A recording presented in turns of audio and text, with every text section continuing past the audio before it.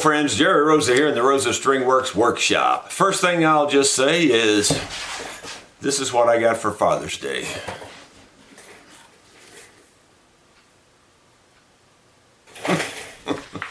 I have two daughters, just for the record. My oldest daughter is Lisa, my middle daughter is Rochelle, and my son is the youngest, JR, Jerry Jr. basically.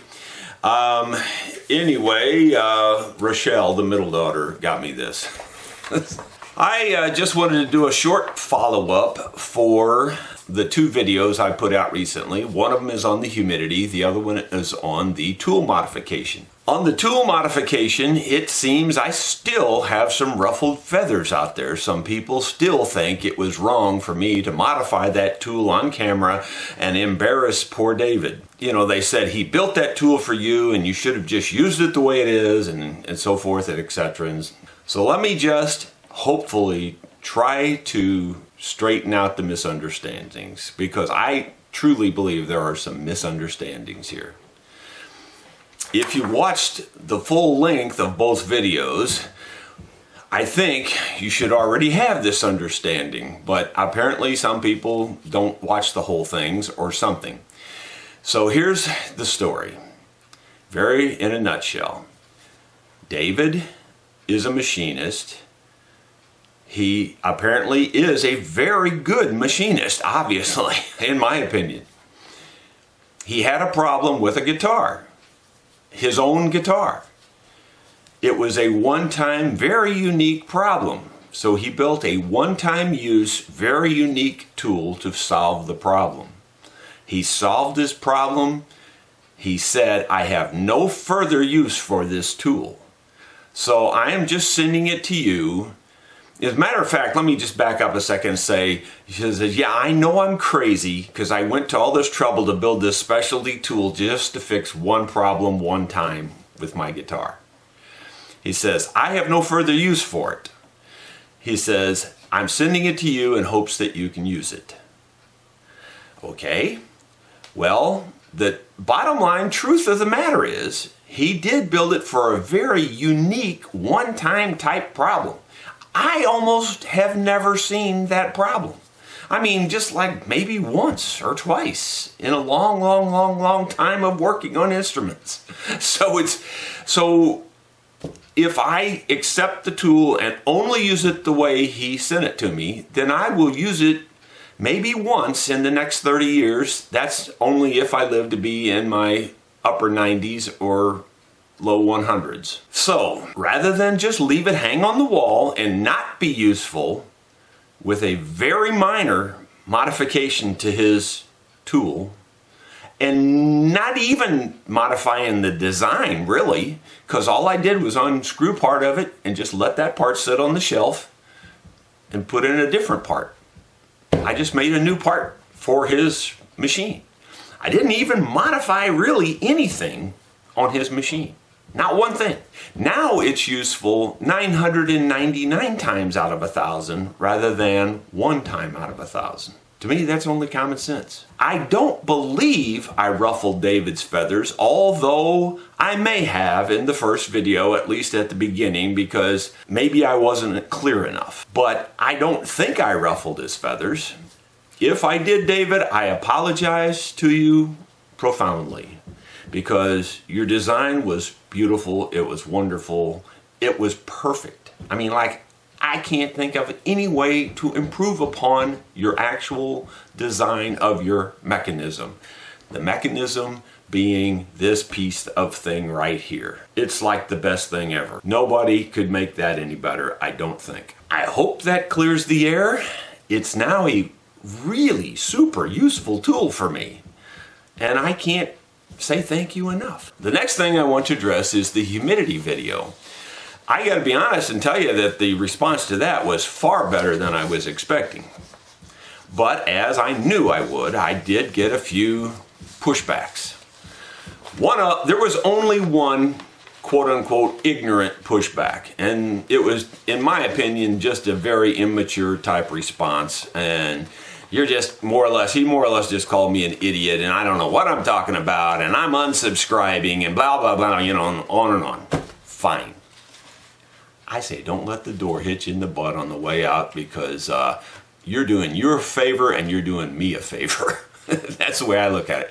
But what my actual reply to him was, when you grow up and decide to be an adult, and you come back and we'll have a conversation. There was quite a few people that says, well, I respectfully disagree. I got no problem with that at all.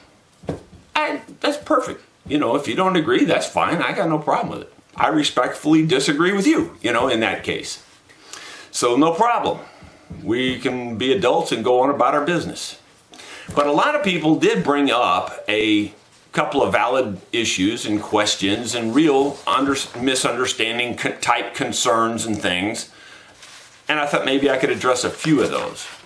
For instance, one person said something to the, I don't have those email or those comments in front of me. I'm just doing this ad-libbing from memory. So there you go. One comment was something to the effect that, well, I only see the cracks in the wintertime. Well, to me, that actually is common sense. That's when everything shrinks down and now you can see the crack. Because when it swells up, the crack's going to close. And that's in the summertime.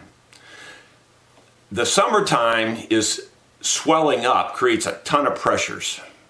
And that can easily cause cracks. You don't necessarily see them till the wintertime when it all dries back out and it spreads back out. You know, or it shrinks down or whatever you want to call it, and then, you know, it pulls apart and you can see it in the wintertime. Yes, I absolutely agree. There's a difference between summer and winter, and every instrument's going to go through it. Every piece of wood in your house is going to go through it. That's a black and white fact. I just want everybody to understand my main point. My main point is relative humidity and moisture content of the wood are two different things. Moisture content of the wood is affected by humidity. It can also be affected by temperature. I just want to make sure that you understand the difference. Now, and my main point about the moisture content of the wood is that unless you live in a kiln, and I don't think anybody does, unless you live in a very hot kiln that's designed to suck moisture out of everything, you'll never get the wood to dry down below the point of where it came out of the kiln. It's just a black and white fact. It ain't never gonna happen. You can respectfully disagree all you want. It just isn't gonna happen. Another person said, and this is a very valid thing, then why do the fretboards shrink and the frets stick out the ends? It's a very valid question. And it can be a lot of things. What I would really think it is, primarily, is those exotic woods are even probably a bit harder to dry, number one, because they're so, ebony specifically is such a tight grain type wood, and the tighter the grain is, the harder it is to dry. So I would just say that most likely, the wood wasn't thoroughly, fully dried. I would also go so far as to say, and I don't want to name any countries because I don't want to piss anybody off. A lot of the, let's just say, tropical region countries, for lack of a better term, would have a different drying standard than we would have here in the States. They don't need to dry their wood come as far down as we need to dry it here. You know, I mean, if you were going to live in the tropical, jungle and play a guitar there, more than likely you don't want to dry your instrument down to 5 or 6%.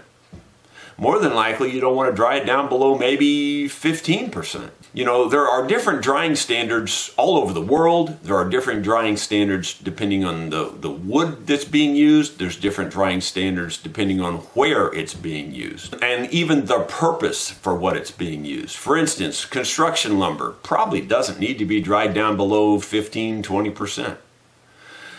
Furniture needs to be dried down to probably 10 to 12% minimum. Instruments are dried down more. They're dried down to 6 to 8% here in the States. There you go.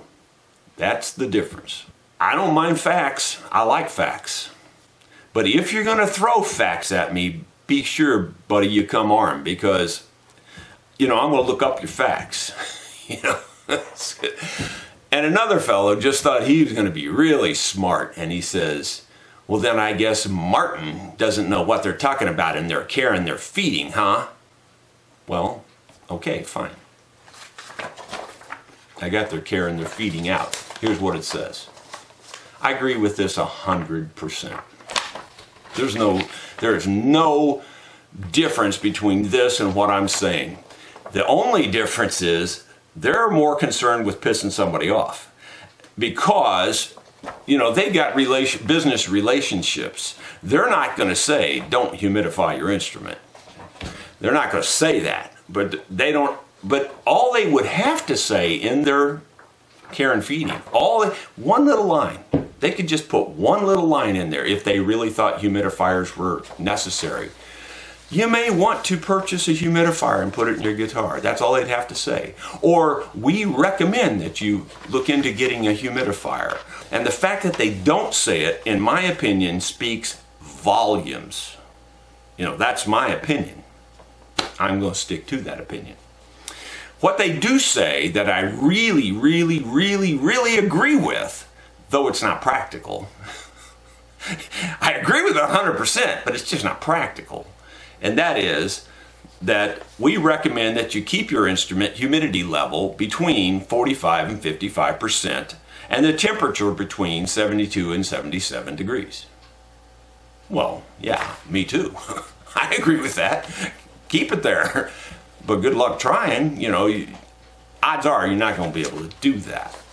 I mean, it's just not practical.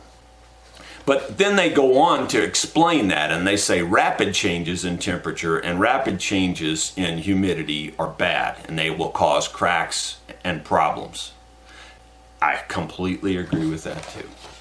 Completely agree with it. If you remember my funny story in one of my videos that I was telling you was 100% true about the man, it was the worst guitar repair I ever saw. It's the one that I said, if this was child abuse, this was the worst case of child abuse in the whole world. Nothing worse ever. And, and it's true. But it started out by, I'm not going to go into the whole story. You'll have to find the video. And I don't even remember which one it was, to be honest. But the beginning of the story was, I asked him, I'm not going to fix this until you tell me how this happened. Well, the first part of it was that he, lived in a very, very cold place, and it was in Kansas, and it was more than 15 below zero one night, and he's in bed like 2 a.m. or whatever, and he remembers the guitar is in the trunk of his car, and it's his dad's guitar, and so his dad had passed on, by the way, so he inherited from his father, so he was very concerned about it. He runs outside in his bare feet, doesn't even put on a coat or anything, just runs out there, grabs it out of the trunk, runs back in the house, opens up the case, takes the guitar out, leans it up against the wall right next to the wood stove, goes back into bed, turns off the light. About 5 minutes later, he hears it go, kapow! That would be what Martin would call a rapid change in temperature. So let me just end this whole humidity thing by just saying this. A couple of things. One is, unless you live in a kiln, you're never going to get your wood to dry ever below when it came out of the kiln. It just isn't going to happen. I don't care if it's 100 years old, it ain't going to happen. Because the moisture content in the air will, from the moment it comes out of the kiln, it's sucking in moisture from the air.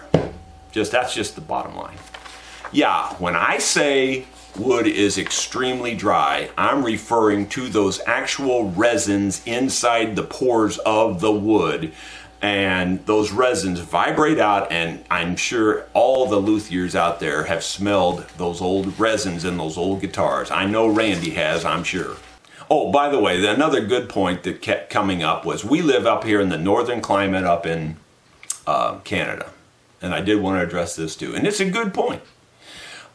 We, use, wood heat 8 months out of the year. It's extremely dry type of thing. We have low humidity to begin with, and et cetera and so forth, and, on and on. In a situation like that, there probably are times when you might want to use a humidifier. But here's what my challenge would be to those folks.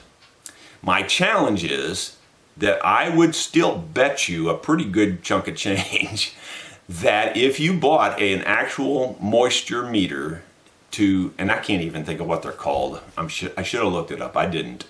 But you buy one that actually has little probes on it and you stick them into the wood, or you buy the kind that just makes contact with the wood. Doesn't make too much difference. I think the ones with the probes are a little more accurate, but I doubt seriously you want to stick needles down into your guitar. Anyway, if you check the actual moisture content of the wood, I would be very surprised that even in the northern climate where it's that dry, that it would be below 6 to 8%.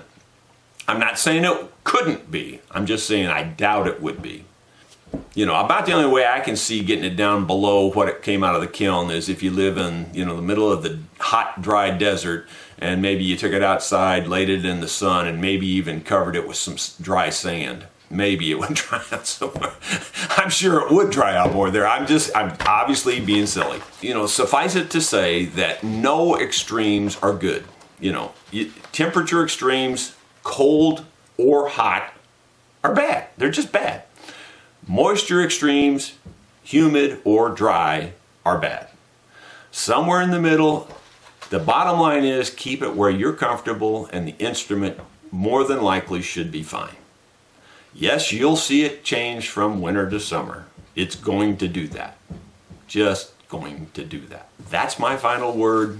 I doubt I will address this again. Thanks for watching.